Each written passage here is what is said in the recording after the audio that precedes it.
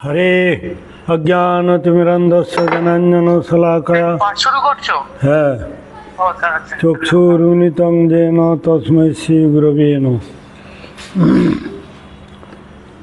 বন্দে গুরুপদদ্বন্দ্বं ভক্তবৃন্দসমন্বিतं শ্রীচৈতন্যং প্রভুং বন্দে নিত্যানন্দসহোদিतं শ্রীনন্দনন্দনং বন্দে রাধিকায় চরণদ্বয়ं গোপীজনসমুক্तं বৃন্দাবনমনোহরं গুরবে গৌরচন্দ্রায় রাধিকায় তদালয়ে কৃষ্ণায় কৃষ্ণভক্তায় তদ্ভক্তায় নমো নমঃ।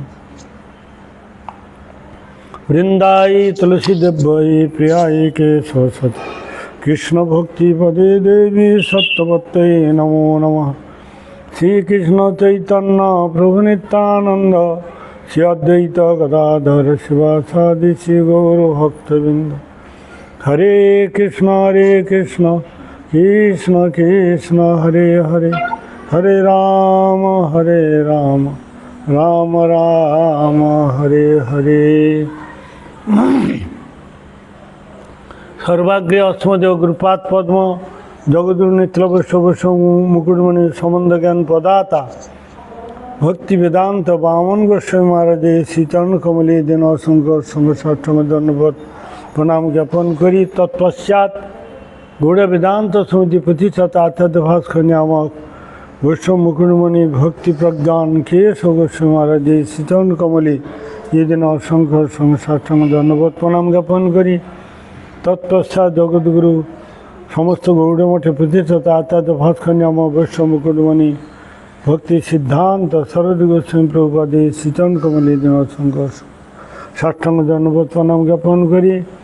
তৎপশ্চাৎ পূজন বৈষ্ণববৃন্দ মাতৃমণ্ডলী ও শুধু ভক্তবৃন্দ। আমরা আজকে কেশরী কেশব বাণী থেকে আমরা সনাতন ধর্ম সম্বন্ধে কিছু শ্রবণ করব। সনাতন ধর্ম হচ্ছে আদি অনাদি গোবিন্দ সর্বকারণের কারণম। সদা যুক্ত তন সদা সনাতন। সদা মানে সদা সর্বদা, তন মানে হচ্ছে বিস্তার করা। যে পৃথিবীতে আছে যত নগরাদি গ্রাম সর্বত্র সঞ্চার হইবে মোর নাম, সেই হচ্ছে সনাতন ধর্ম। মানে ধীধাত মন প্রত্যয় করে যে ধর্ম, তাকে মানুষ চোখ বন্ধ করে চলে যেতে পারে। একটাই মাত্র ধর্ম সনাতন ধর্ম, ভাগবত ধর্ম, আত্মধর্ম, দৈব ধর্ম। আর যেগুলো হচ্ছে এগুলো সৃষ্টি হয়েছে, এগুলো লয় হবে। খ্রিস্টান ধর্ম, বৌদ্ধ ধর্ম, জৈন ধর্ম, মুসলিম ধর্ম, এগুলো ধীরে ধীরে লোপ পেয়ে যাচ্ছে। এগুলো নিত্য নয়, এগুলো হচ্ছে অনিত্য। সেই সম্বন্ধে পরম গুরুপাদ ভক্তি প্রজ্ঞান কেশব গোস্বামী মহারাজ তিনি একটি শাস্ত্রের শ্লোক উদ্ধারণ করে বলছেন, অতঃ শ্রীকৃষ্ণ নামাদি ন ভবেদ গাহ্যম ইন্দ্রিয় সেবন মুখে হি যে আদৌ স্বয়মেব সুরদ্যত। বলছেন কৃষ্ণ নাম ইন্দ্রিয় গ্রাহ্য বস্তু নয়। আমি ইন্দ্রিয়ের দ্বারা তাকে জেনে নেব, বুঝে নেব, এটা সম্ভব নয়। অবাং মানস গোচর, তাকে গুথীভূত করা যায় না এই জড়িয়ে ইন্দ্রিয়ের দ্বারা। এগুলো হচ্ছে ট্রান্সেন্ডেন্টাল সাউন্ড, অপ্রাকৃত চিন্ময় শব্দ। এই আমি যদি বিদ্যা বুদ্ধি পাণ্ডিত্য দ্বারা জেনে নেব বলি, এটা হচ্ছে ভুল হবে। উপনিষদ বলছেন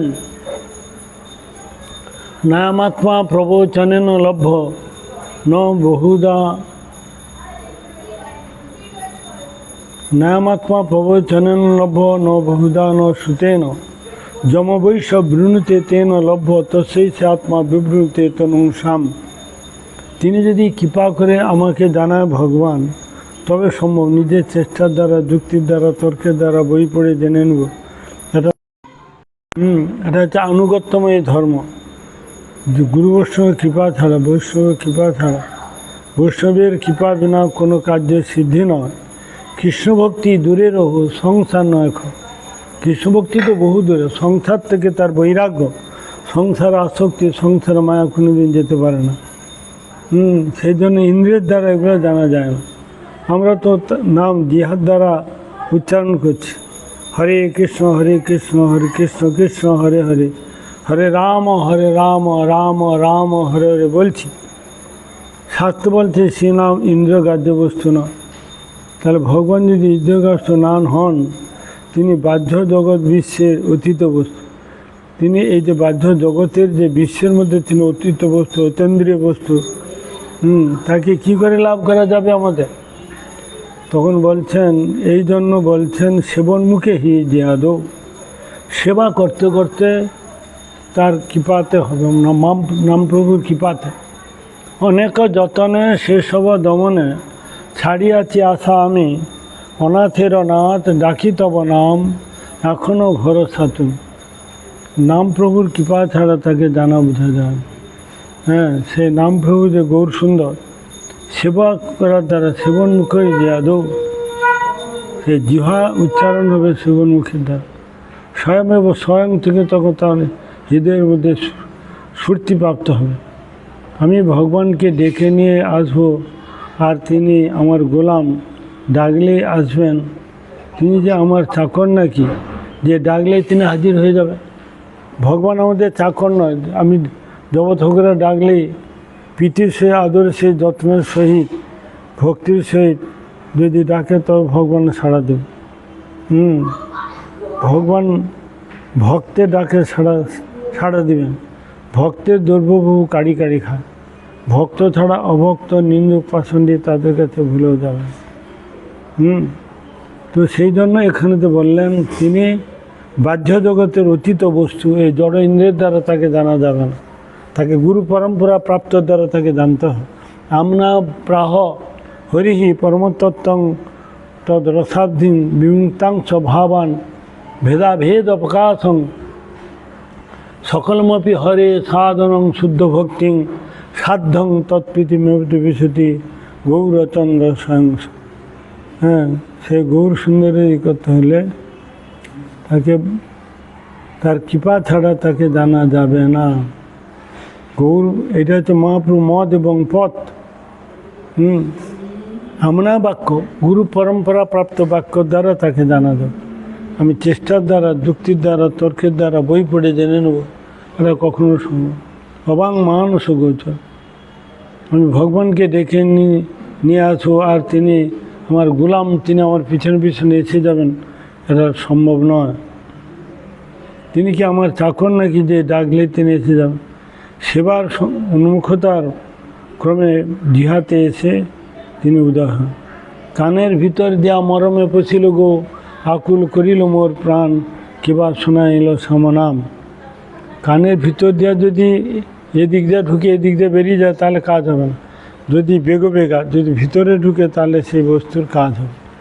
এই জন্য কানের ভিতর দিয়া মরমে পশিল গো, আকুল করিল মোর প্রাণ, কেবা শোনাইল সমনাম। সামনামে এত শক্তি আছে গো, কত শক্তি দিয়েছে নামের মধ্যে। কত দূর দূর থেকে এই পশ্চিমবাংলা শেখানো, এই পশ্চিমবাংলায় মহাপ্রভুকে এসেছেন, লীলা করেছেন। পাশ্চাত্য দেশে তিনি আসেননি, লীলা করেন, যা কিছু ভারতে করেছে। ভারতের মধ্যে আবার সব থাকতে উর্বর স্থান হচ্ছে কি না, নবদ্বীপ। নবদ্বীপ হেন স্থান ত্রিভুবনে নাই, যাহা অবতীর্ণ হইল চৈতন্য গোসাই। আর কি বললেন? নবদ্বীপং সমস্থানং শ্রী চৈতন্য মহাপ্রভু, কৃষ্ণ প্রেম সমাপ্রাপ্তি নাস্তি দুর্গে কদাচন, এতাবধি জন্ম সাফল্যং বৈষ্ণবানাং বিশেষতঃ, ভজনং শ্রী নবদ্বীপে ব্রজলোকানুসারতঃ। যদি জীবন সার্থক করতে চাও, তাহলে এই জন্মেই করতে হবে, আর দ্বিতীয়বার যেন জন্ম না। জীবন সার্থক করো পরোপকার। পরোপকার বলতে কি বলছে? একটা প্রাণীকে যেন তেন প্রকারে না কৃষ্ণ সেবা লাগিয়ে দিতে হবে। কৃষ্ণ বলি সেই জীব অনাদির বহির্মুখ, হতে মায়া তারি দেয় সংসার আদি দুঃখ।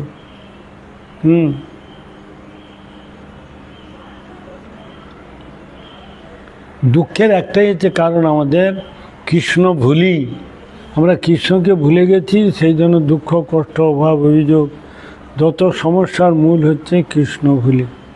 কৃষ্ণকে যারা আশ্রয় করে আছেন, আশ্রয় লইয়া ভজে তারে কৃষ্ণ নাহি তজে, আর সব মরে অকাল, আর সব এইভাবে যেন মরে যাবে।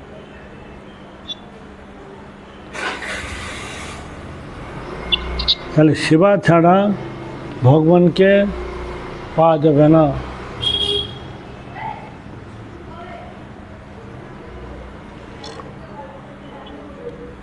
এই যে মহাজন পদাবলী, তা আপনাদের দেশের কথা, আপনাদের দেশের কথা কানের ভিতর দেওয়া শব্দ ব্রহ্ম মরমে প্রবেশ করলে প্রাণ আকুলে উঠে।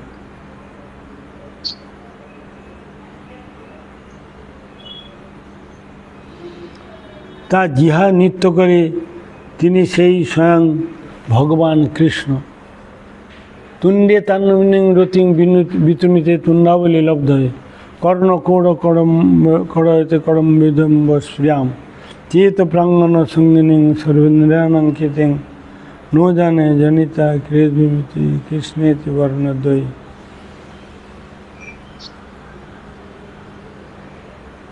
তুণ্ডে মানে মুখেতে, মুখেতে যখন এই নামটা নৃত্য করে তখন গোপীগণ বলছেন বিধাতাকে, ব্রহ্মাকে, তুমি সৃষ্টি করতে জানো না, তুমি মাত্র দুটা চোখ দিয়েছো, তার মধ্যে পিঠে দিয়েছো, একটা মুখ দিয়েছো, দুটা কান দিয়েছো, দুটা হাত দিয়েছো, দুটা পা দিয়েছো। তাহলে এই অল্প এই অল্প মুখে কতটুকু হরি নাম করো? হ্যাঁ, চোখ দিয়েছো, তার পলক দিয়েছো। আমি যদি সৃষ্টি করতাম হাজার হাজার মুখ, হাজার হাজার পা, হাজার হাজার হাত, হাজার হাজার আমি করে দিত। সেই জন্য বিধাতাকে তারা, তুমি সৃষ্টি করতে জানো না, তাহলে এইরকম সৃষ্টি করতে আমরা হলে হাজার হাজার মুখ, হাজার হাজার কান, হাজার হাজার পা, হাত পা দিয়ে আরও বেশি করে শ্রবণ করতাম।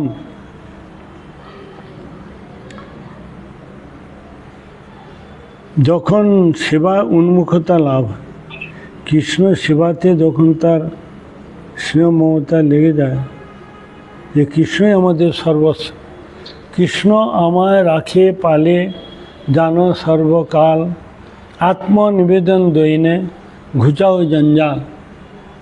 কৃষ্ণ আমায় রাখে পালে জানো সর্বকাল, আত্মনিবেদন দৈনে ঘুচাও জঞ্জাল।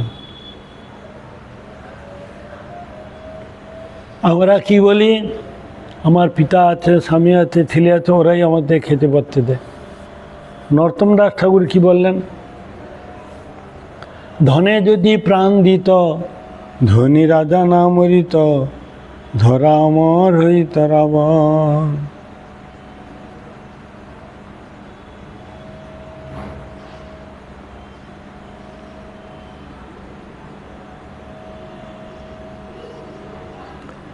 আমরা কৃষ্ণ সেবা করব, ভগবানের সেবা করব, এছাড়া আর কিছু করব না।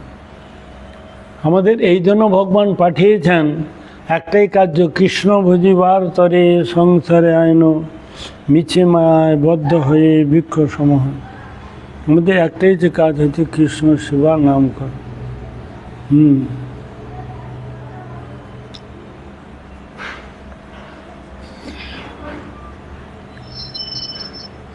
ভগবানের সেবা করব, ভক্তের সেবা করব। সেবা শব্দটা একমাত্র ভগবানের সেবা হয়, গুরু বৈষ্ণবের সেবা হয়, ধামের সেবা হয়, নামের সেবা হয়, তুলসী সেবা, প্রসাদ সেবা। সেবাটা তজ্জাতীয় বস্তুতে সেবা শব্দ লাগে, আর অন্য কোথাও সেবা শব্দ লাগবে না। তাকে দয়া বলতে হবে, দয়া। হ্যাঁ, তাকে বলতে হবে দয়া।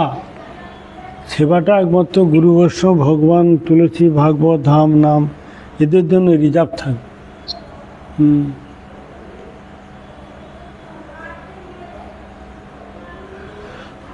তাহলে সেবাটা ভগবত সম্বন্ধে সেবা হয়, আর মানুষের বেলা, অন্যান্য বেলা কী হবে, দয়া। জীবের সম্মান দিবে জানি কৃষ্ণ অধিষ্ঠান, সেখানে দয়া বলতে হবে, সেবা বললে ভুল হবে। মানুষের কোনো দিন প্রেম হয় না, জীবে প্রেম হয় না, জীব হয় কাম। জগতের লোক যে ভুলে জন্ম ভুলে চলছে ভুলে মরণ, হ্যাঁ, তারা কি করে না মানুষকে জীব বলে, মানুষকে ভগবান বলে। তারা মানুষকে কী বলে না, এরা ভগবান, এদের সেবা করলে ভগবানের সেবা হয়ে যায়। এটা ভুল কথা, এটা ভুল কথা। মানুষ প্রেম শব্দটা একমাত্র ভগবানের সঙ্গে হয়, সেটা অতি পবিত্র বস্তু, সেটা এরকম না।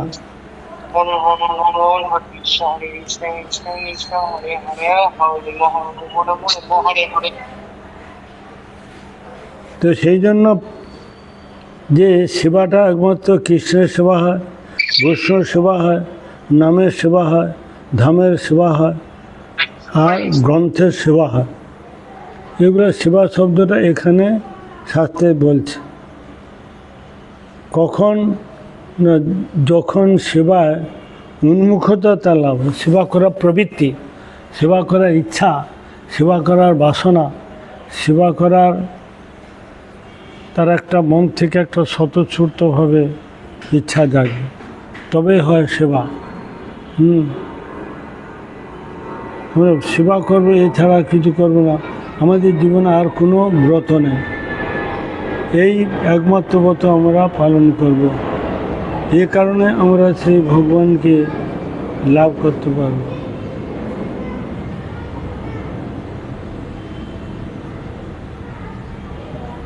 একমাত্র ব্রত আমাদের পালন করতে হবে, পালন করব যে ছাড়িয়া বৈষ্ণব সেবা নিস্তার পেয়েছে কেবা, বৈষ্ণব দেখিয়া চরণে পড়িব হৃদয়ের বন্ধু জানি।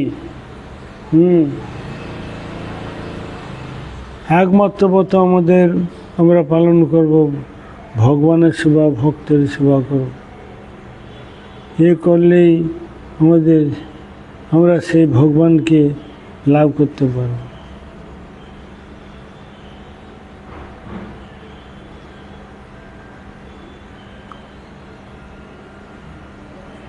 এই করলে আমরা সেই ভগবানকে লাভ করতে পারবো, তার কৃপা লাভ করে আমরা ধন্যতে ধন্য হয়ে যাব। জিহার দ্বারা উচ্চারণ, নাম উচ্চারণের মাত্রকে তাকে পাওয়া যায় না। শুধু জিহার দ্বারা নাম সম্বন্ধ লইয়া সম্বন্ধ করতে হবে, গুরু চরণাশ্রয় করতে হবে। এগুলো হচ্ছে বিধি। গুরু চরণাশ্রয় করলাম না, প্রেম ভক্তি লাভ হয়েছে, এরকম শাস্ত্রে উদাহরণ নাই। হ্যাঁ, গুরুর আনুগত্যে সেবা, আনুগত্যময় সেবা। সেই জন্য এ করলে আমরা ভগবানকে লাভ করবো। তাই জিহার দ্বারা উচ্চারণ নাম করে তাকে পাওয়া যায় না। অতীন্দ্রিয় অতীত পদার্থ হচ্ছে ভগবান। এই ইন্দ্রিয়ের দ্বারা তিনি গতিভূত হন না, তিনি চিন্ময় বস্তু, সেই চিন্ময় অতীন্দ্রিয় পদার্থ। কিন্তু আমরা মায়ার মধ্যে জন্মগ্রহণ করছি, আমরা মায়াতে জন্মগ্রহণ করছি, যার জন্য আমাদের সম্পূর্ণ সম্বল হচ্ছে ইন্দ্রিয়। এই ইন্দ্রিয় সেবনমুখী হিয়া, ইন্দ্রিয়ই আমাদের সব। 5টা ইন্দ্রিয় আছে। কি কি? মোট শরীরটা হচ্ছে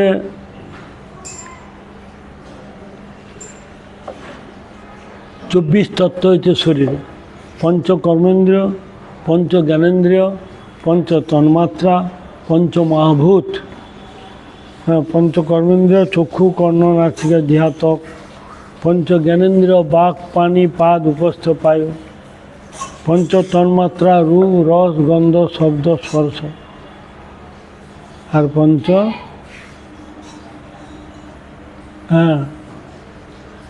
ক্ষিতি, অপ্তেজ, মরুদ, বোম। ক্ষিতি, অপ্তেজ, মরুদ, বোম, এই হচ্ছে 24টা। ছ পাঁচে 5 20টা। পঞ্চ মহাভূত, পঞ্চ তন্মাত্রা, পঞ্চ কর্মেন্দ্রিয়, পঞ্চ জ্ঞানেন্দ্রিয়। আর হচ্ছে 4টা হচ্ছে মন, বুদ্ধি, অহংকার, চিত্ত। হ্যাঁ হ্যাঁ, কতবার ফোন করছো? ফোনটা তো দেখো। ফোন করে যাচ্ছি, ফোন করে যাচ্ছি। কখন আরতি হয়েছে আপনি? 22 মিনিট হয়ে গেল। আমি তো দুবার তিনবার ফোন করছি, আমি আর যাইনি নি। তাহলে ফোনটা রাখছে তো এমার্জেন্সি। আমি বলি প্রভুর ইচ্ছা নেই, আর কি করে যাও। তাহলে আসুন, করবেন আসুন আধ ঘন্টা। তাহলে তাই আমাদের সম্পূর্ণ সম্বলটা হচ্ছে ইন্দ্রিয়।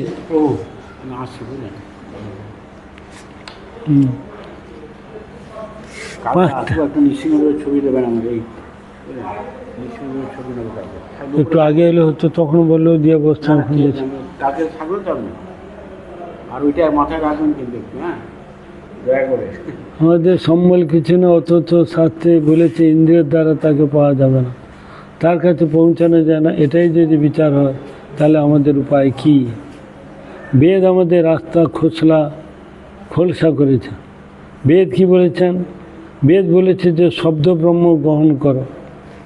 এই কৃষ্ণ নাম অঘদমন যশোদানন্দন নন্দন সোন কমল নয়ন গোপীচন্দা বৃন্দা বরন্দা, এইটা হচ্ছে কৃষ্ণ নাম। সেবন মুকেশী যাদব স্বয়মেব সুরদত্ত, এই কৃষ্ণ নাম গ্রহণ করতে বলছে। একটা করি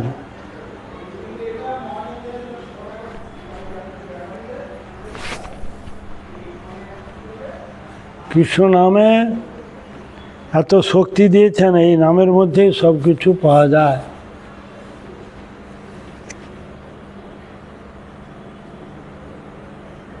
শাস্ত্রে বলেছে ইন্দ্রিয়ের দ্বারা তাকে পাওয়া যাবে না, তার কাছে পৌঁছানো যায় না। তাই যদি বিচার হয় তাহলে আমার উপায় কি?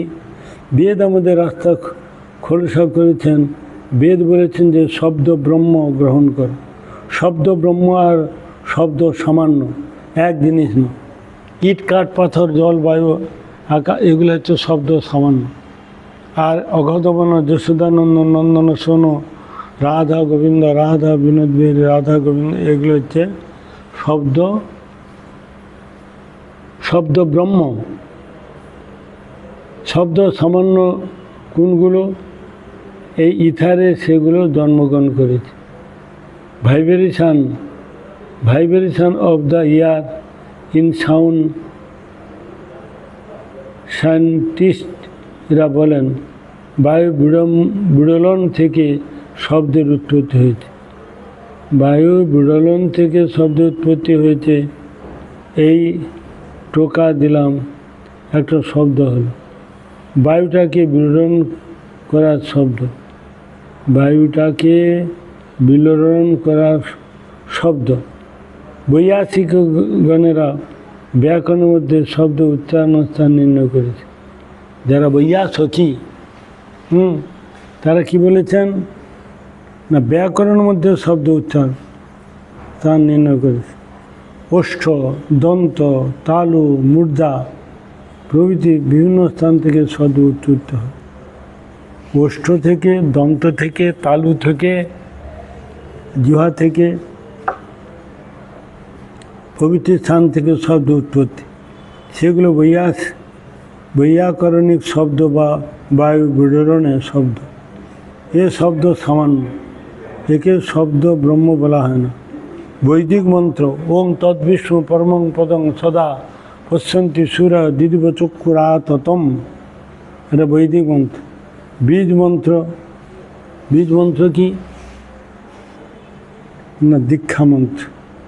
ওং নমো ভগবতে বাসুদেব।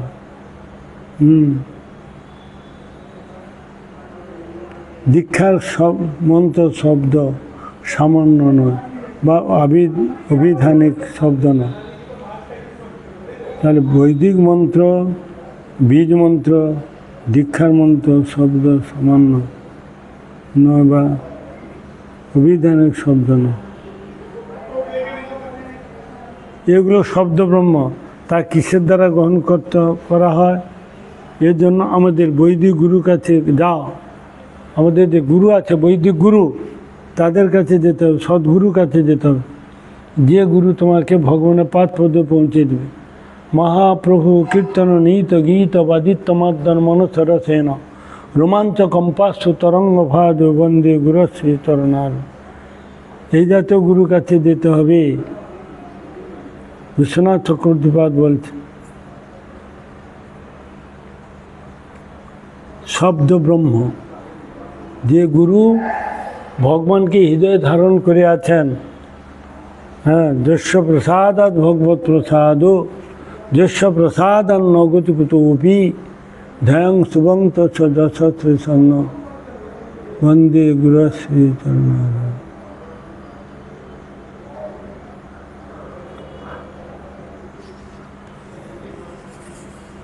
এই জন্য vibration of the year is sound, silent এরা বলে। বায়ু বিডরণ থেকে শব্দ উৎপত্তি হয়েছে, এটা টোকা দিলাম, এই শব্দ হলো বায়ুটাকে বিডরণ করার জন্য। তাহলে ওষ্ঠ থেকে, দন্ত থেকে, মুদ্রা থেকে এবং তালু থেকে বিভিন্ন স্থান থেকে শব্দ উৎপত্তি। বৈয়াকরণগণ শব্দ বা বায়ু বিডরণের যে শব্দ, সে শব্দ হচ্ছে সামান্য, একে শব্দ বলা যায় না।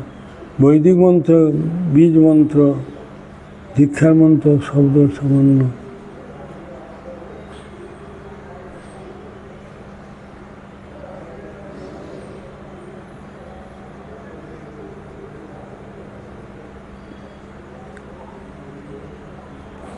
শব্দ ব্রহ্ম বলা হয় না।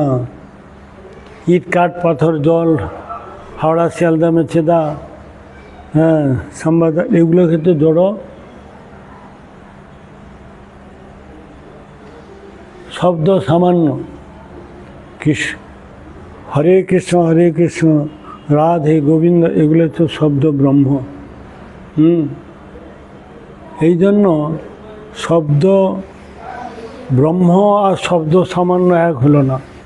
শব্দ সামান্য হচ্ছে তার কোনো সারাদিন করলে কোনো কিছু ফল হবে না।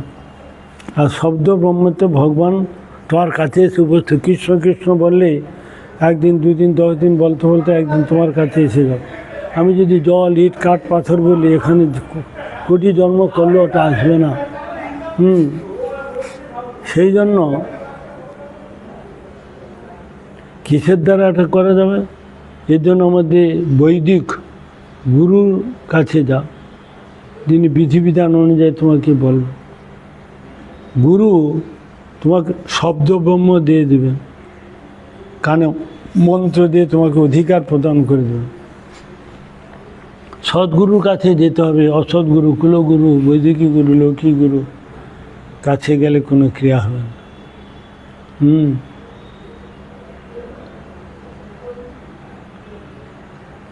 তার কাছে গেলে আমাদের কি পাবো? কাছে গেলেও হবে না। সদ্গুরু কি বলবে?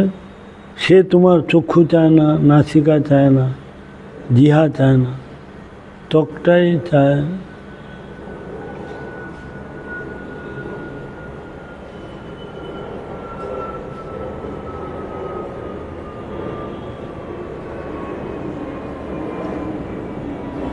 শাস্ত্রে বলেছে তিনি ইন্দ্রগ্রাহ্য নন। ইন্দ্রের দ্বারা আমি তাকে জেনে নেব, বুঝে নেব, পাণ্ডিত্যের যুক্তির দ্বারা তাকে পাওয়া যাবে না। আমি এখন একটি জিনিস দেব, যে জিনিসটা কতগুলি ইন্দ্রিয় গ্রহণ করতে পারে না। যেমন ধরো, আম একটা ফল, হ্যাঁ, সেটাকে সামনে এনে রাখা হলো। চক্ষু ইন্দ্রিয়ে আমটাকে দেখছি। চক্ষু ইন্দ্রিয় শুধু আমকে না, অনেক কিছু দেখছি।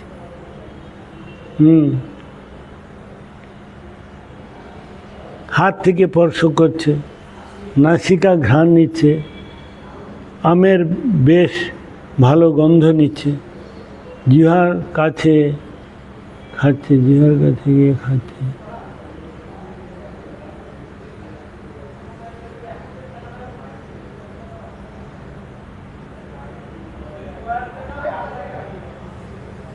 সেখানে সামনে এনে রাখা হলো। চক্ষু ইন্দ্রিয় দ্বারা আমাকে দেখছে, হাত তাকে স্পর্শ করছে, নাসিকা ঘ্রাণ নিচ্ছে, আমের বেশ ভালো গন্ধ। জিহ্বা তাকে বলছে, জিহ্বা তাকে খাচ্ছে, তাহলে একটা পদার্থের উপর চক্ষু, নাসিকা, জিহ্বা, ত্বক এই চারটি ইন্দ্রিয় ইনফ্লুয়েন্স করছে, তাকে সহায়তা করছে। তাহলে চক্ষু, কর্ণ, নাসিকা, জিহ্বা, ত্বক। চক্ষু, কর্ণ, নাসিকা, জিহ্বা এগুলো হচ্ছে ত্বক। এই চারটি জিনিস তাকে সহযোগিতা করছে।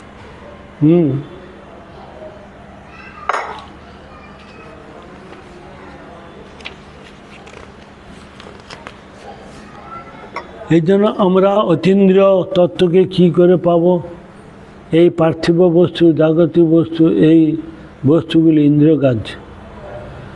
এমনকি প্রায় প্রত্যেক বস্তুর উপরে 2-4 ইন্দ্রিয় তার অধিকার বিস্তার করেছে। প্রত্যেক বস্তুর উপরে 2-4টা ইন্দ্রিয় তার অধিকার বিস্তার করেছে। কিন্তু শব্দ সমন্বয়কে, শব্দ ব্রহ্মকে কেবল কান গ্রহণ করছে। শব্দ ব্রহ্মটা একমাত্র কান ছাড়া অন্য কোনো ইন্দ্রিয় দ্বারা কিছু হবে না। যার এখন কান নেই, বসে থাকলে কিছু পাল্লায় পড়বে না। যার কান আছে তার সব ঠিক আছে, যার কান নেই সে তার জীবনটা বৃথা। শব্দ ব্রহ্ম কেবল কানে গ্রহণ করছে, আর কোনো ইন্দ্রিয় গ্রহণ করবে না। হ্যাঁ, এই যে হরিকথাটা কে গ্রহণ করে? একমাত্র কান।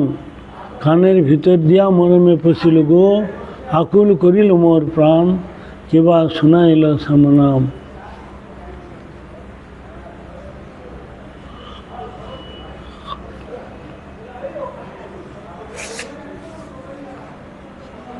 কানের ইন্ডিপেন্ডেন্স আছে, কানের ক্ষমতা আছে। কানের একটা ইন্ডিপেন্ডেন্স স্বাধীনতা আছে। ভগবান তাকে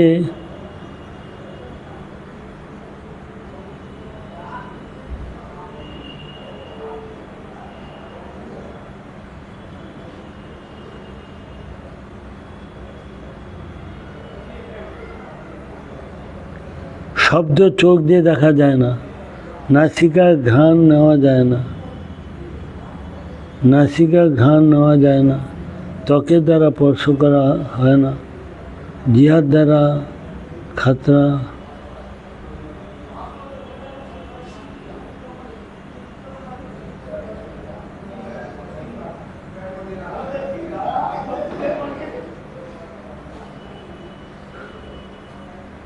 আমি গ্রহণ করি কি? শব্দ। শব্দ চোখ দিয়ে দেখা যায় না, নাসিকা ঘ্রাণ নেওয়া যায় না, ত্বকের দ্বারা স্পর্শ হয় না, জিহ্বার দ্বারা খাওয়া যায় না। বেদ বলেছেন সদ্গুরু কাছে যাও।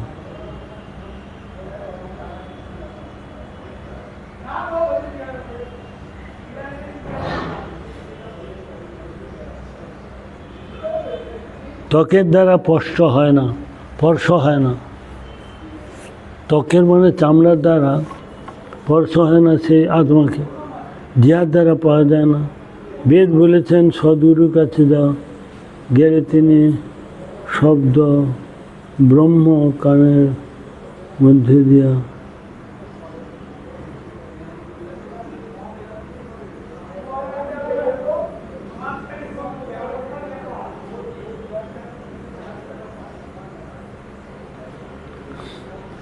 বেদ বলছেন সদ্গুরুর কাছে যাও, গেলে তিনি শব্দ ব্রহ্ম কানের মধ্যে দিয়ে দেবেন। সেই শব্দ কানের ভিতর দিয়ে মরমে প্রবেশ করে আকুল করে দেবে তোমার প্রাণ। আমরা জড় শব্দের দ্বারা উদাহরণ দেই। একজনকে গালাগালি দিলে তার চক্ষু রাগে লাল হয়ে যায়। কাউকে গালাগালি দিলে তার চক্ষুটা লাল হয়ে যায়। আবার শোকের কথা আর এক কানের মধ্যে ঢুকলে চোখ দিয়ে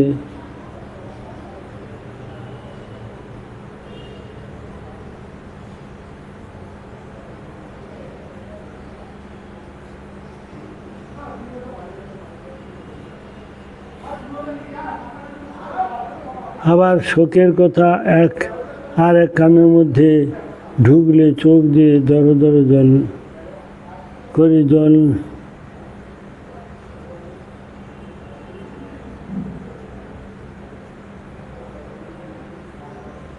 আবার শোকের কথা আর কানের মধ্যে ঢুকলে চোখ দিয়ে দর দর করে জল বেরিয়ে আসে।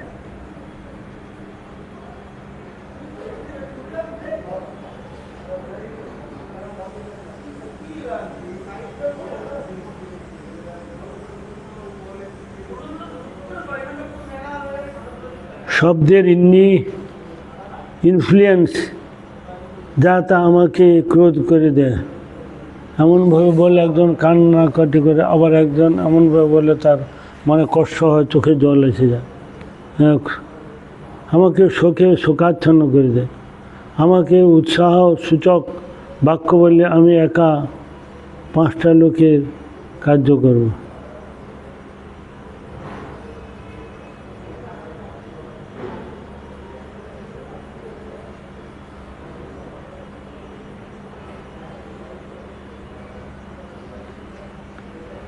ইনফ্লুয়েন্স যেটা আমাকে ক্ষতি করে দেয়, আমাকে শোকাচ্ছন্ন করে দেয়।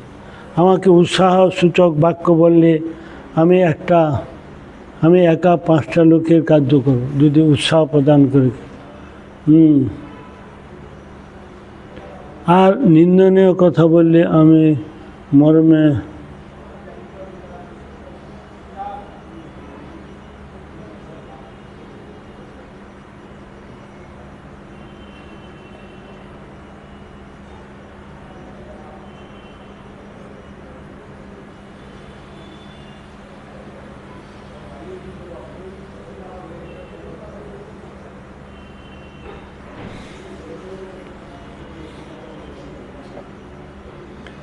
আর নিন্দনীয় কথা বললে আমি মরমে মরে যাব। এই ধ্বনি বা শব্দ কেবল কান গ্রহণ করছে, কানের দ্বারা এই ইনফ্লুয়েন্সগুলো আমাদের হয়ে যাচ্ছে। এই যে বিচার, এর জন্য বেদ বলেছেন সদ্গুরুর কাছে যাও, শব্দ ব্রহ্ম দেবেন, শব্দ সামান্য। সদ্গুরু শব্দ বিশেষ মানে ট্রান্সেন্ডেন্টাল সাউন্ড, শব্দ ব্রহ্ম দিবেন। আর জড়ীয় জগতের গুরু শব্দ সামান্য দিবেন, তার আত্মবল চিৎবল হবে না এবং ভগবানের কৃপা থেকে সে বঞ্চিত হবে।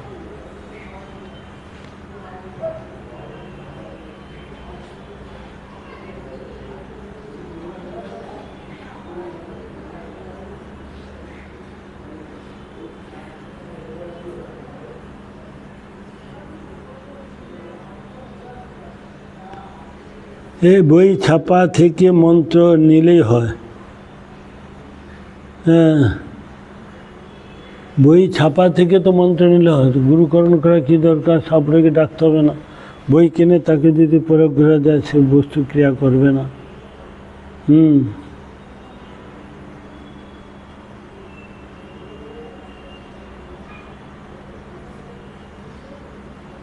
এখান থেকে গুরু কাছে যেতে হবে।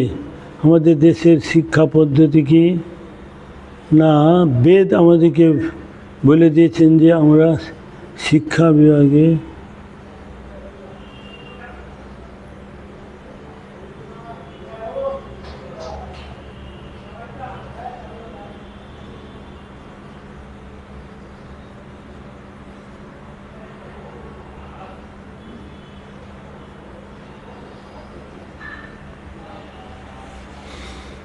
বেদ আমাদেরকে বলে দিয়েছেন যে আমরা শিক্ষা বিভাগে প্রবেশ করার পূর্বে অক্ষর পরিচয় করতে হবে। আগে অক্ষর জানতে হবে। অ, আ, হর্ষ দীর্ঘ এগুলো যদি না জানি, আগে আমাদেরকে অক্ষর পরিচয় করতে হবে। সেই জন্য অক্ষর মানে কি? যা কোনো দিন ধ্বংস হয় না, পরিবর্তন হয় না, সনাতন বস্তু, সেটা হচ্ছে অক্ষর।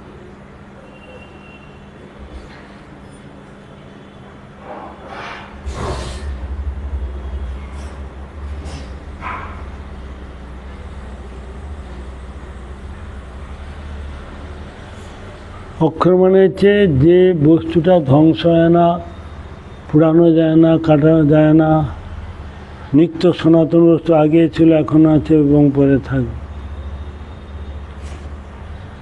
অক্ষর হচ্ছে ধ্বংসশীল বস্তু না। স্বর্ণবর্ণ ব্যঞ্জনবর্ণ এসব পড়ি, আগেই স্বরবর্ণ শেখাতে হয়, এখন স্বরবর্ণ কঠিন।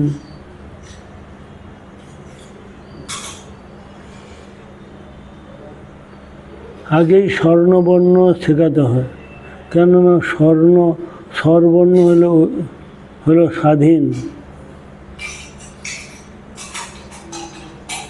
আগেই স্বর্ণবর্ণ, তারপরে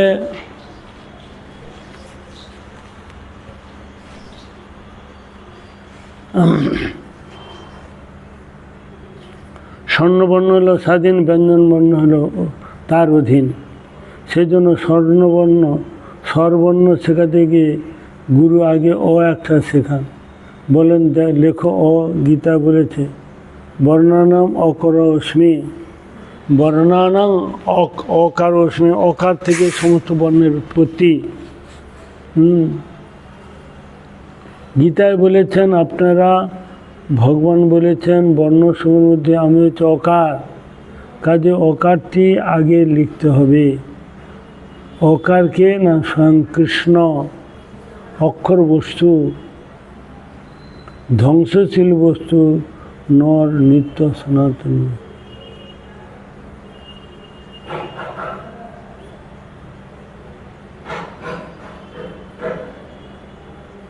কাজে এই অকারটি আগে লিখতে হবে।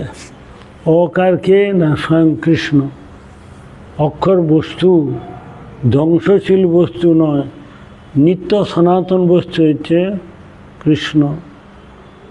অকারকে অকার, একটি সনাতন বস্তু, স্বয়ং কৃষ্ণ হচ্ছে অক্ষর। এটি আগে লিখতে হবে, গুরুমশাইয়ের কাছে শিখতে হবে।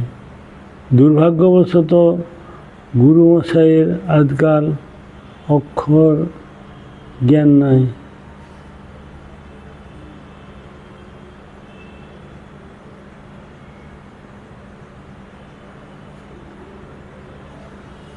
অতীন্দ্র কোনো বিদ্যা তাদের নাই, তাই তারা 5 বছরের শিশুকে অক্ষর পরিচয় করে দিতে পারে না। সেজন্য অক্ষর পরিচয় করে দেয়। তারা কৃষ্ণ এ শব্দটা তো লিখতে পারে, কৃষ্ণ নাম, কৃষ্ণ কৃপা হলে জাগতিক বিদ্যা তাড়াতাড়ি তার আয়ত্ত করতে পারে। আর কৃষ্ণ যদি কৃপা না হয় তো বহু সময় তাদের লেগে যাচ্ছে।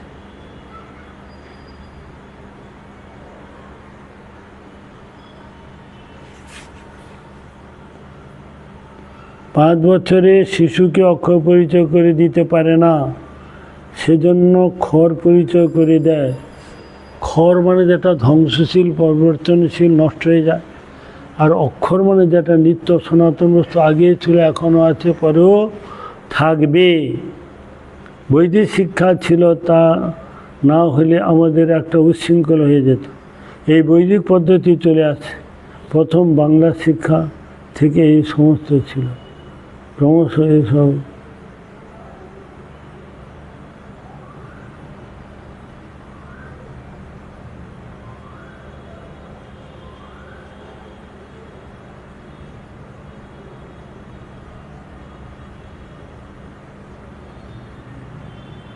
বৈদিক শিক্ষা, তা না হলে আমাদের একটা উচ্ছৃঙ্খল হয়ে যেত।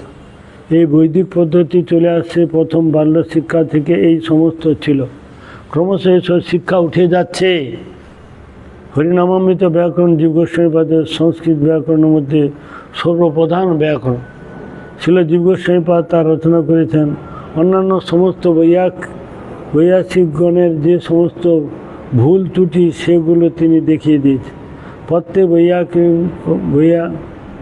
বৈয়াকরণিক আর্য প্রয়োগ, নিপাতনে সিদ্ধ প্রভৃতি কতগুলো শব্দ বলেছে।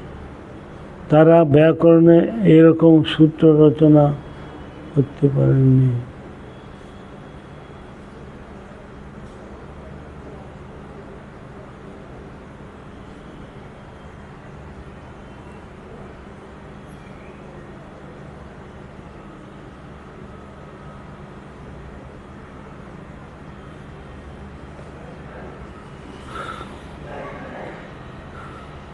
পত্রে বৈয়াকরণিক আর্য প্রয়োগ নিপাতনে সিদ্ধ পবিত্র কতগুলো শব্দ বলেছে। তারা ব্যাকরণে এরকম সূত্র রচনা করতে পারেননি যার দ্বারা নিপাতনে সিদ্ধ বা আর্য প্রয়োগকে বৈয়াকরণিক শব্দের মধ্যে এনে দিতে পারে, তা তারা পারেনি। কিন্তু হরিনামৃত ব্যাকরণে জীব গোস্বামী তা করেছে।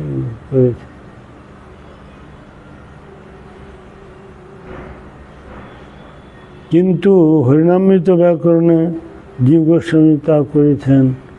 তিনি বলেছেন চৈতন্য চরিতামৃত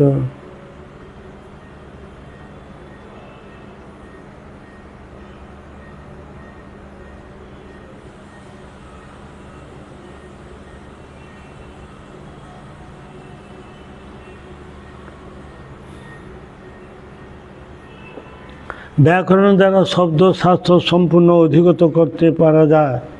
আপনারা এই বিষয়ে লক্ষ্য করুন, অনুশীলন করুন। লোকে যাতে এ বিষয়ে অগ্রসর হতে পারে, ধর্ম জগতে সনাতন জগতে যাতে অগ্রসর হতে পারে এ বিষয়ে চেষ্টা করুন। নাস্তিকতা, নাস্তিক ধর্ম, নাস্তিক উপদেশ এগুলো পরিত্যাগ করুন। নাস্তিকতা, নাস্তিক উপদেশ, নাস্তিক উপদেশ এবং নাস্তিকতা এগুলো এ বিষয়ে সচেষ্ট হন।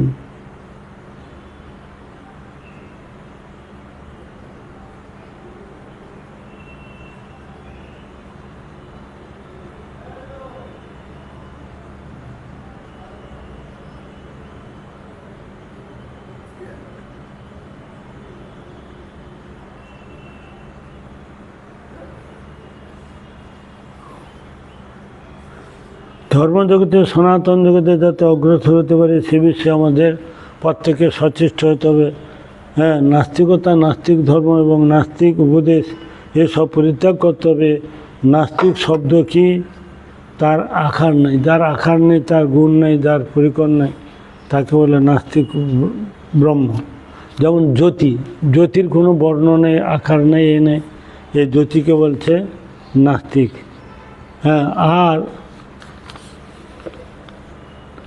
আর রূপ নাই, গুণ নাই, শক্তি নাই, দয়া দাক্ষিণ্য নাই, এসব যতগুলো নাই করে তার ঘাড়ে চাপিয়ে দিচ্ছি। ভগবানের যদি দয়া না থাকে তবে আমরা সেখানে গিয়ে কি হবে? ভগবান দয়াময়, দয়াল পুরুষ, পূর্ণ শক্তিমান, সর্বশক্তিমান। তিনি সর্বশক্তিমান ভগবান, তাকে যদি নিঃশক্তি বলা হয় সেটা অন্যায় কথা। নাস্তিকতা দর্শনে এই প্রকার বিচার, নাস্তিকতা দর্শনে এই বিচার।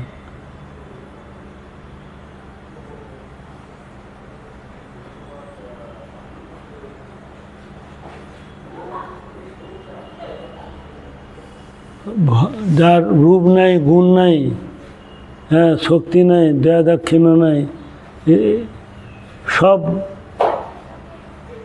যতগুলো নাই করে তার ঘাড়ে চাপিয়ে দিচ্ছি।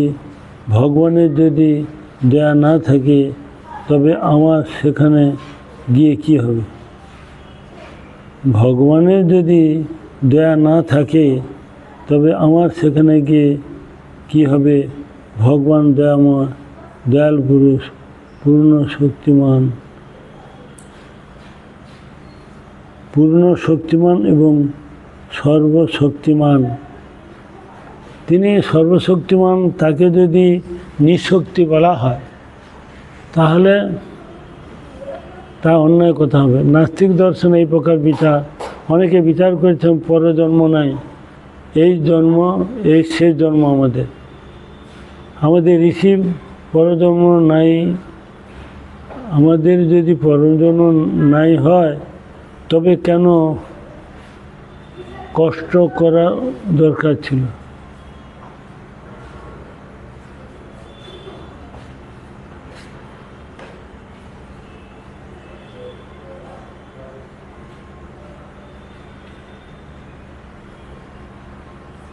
আমাদের যদি পরজন্মই নাই হয় তবে কেন এত কষ্ট করার দরকার কি? যার যার যার ইচ্ছা তাই করো। ইট ড্রিঙ্ক অ্যান্ড বি মেরি। জন্ম যখন আর নাই, শূন্য হয়ে যাবে, কিছু থাকবে না। এটা যদি ধর্মশাস্ত্রে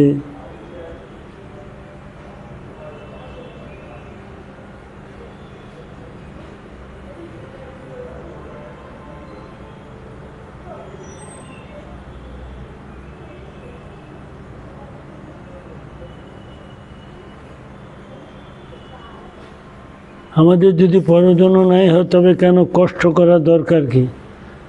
যা যা ইচ্ছা তাই করো। Eat drinking and be Mary.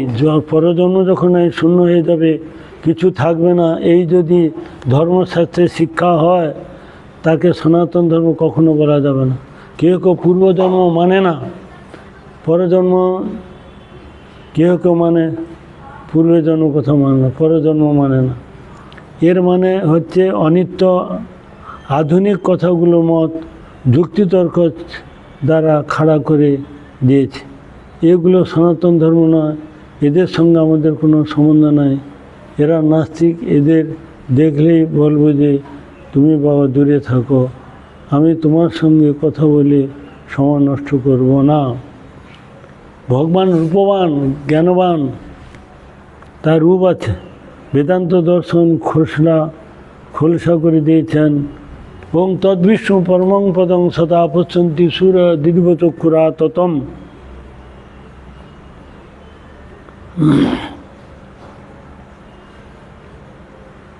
এগুলো সনাতন ধর্ম নয়, এদের সঙ্গে আমাদের কোনো সম্বন্ধ নেই। এরা নাস্তিক, এদের দেখলেই বলবো যে তুমি বাবা দূরে থাকো, আমি তোমার সঙ্গে কথা বলে সময় নষ্ট করব না। এরা নাস্তিক, এদের দেখলেই বলবো যে তুমি বাবা দূরে থাকো, আমি তোমার সঙ্গে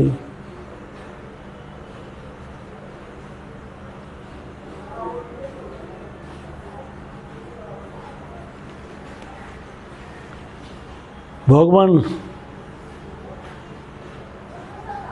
লোকবত্তু লীলা কৈবল্যম।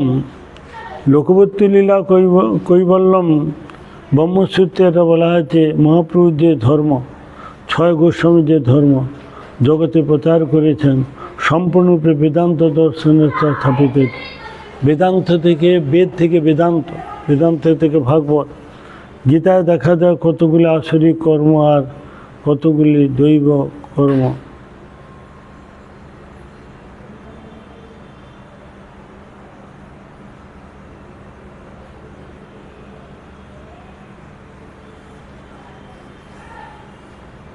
সম্পূর্ণ বেদান্ত দর্শন। গীতায় দেখা যায় কতগুলো আসরিক লোক আছে, অসুর, হ্যাঁ, ধর্ম, আর কতগুলি দৈব ধর্ম। শ্রীমদ্ ভাগবত গীতা 16 অধ্যায়ে বেশ ভালো করে পড়ে নিয়ে সেগুলো বাদ দিয়ে দেবেন। এই সমস্ত কথা যারা বলে আমরা তাদের অসুর বলে মনে করব, আমরা তাদের কাছে যাব না।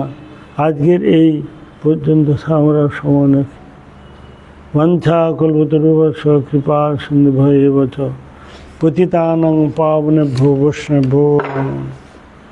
এইখানে রহিল গ্রন্থ।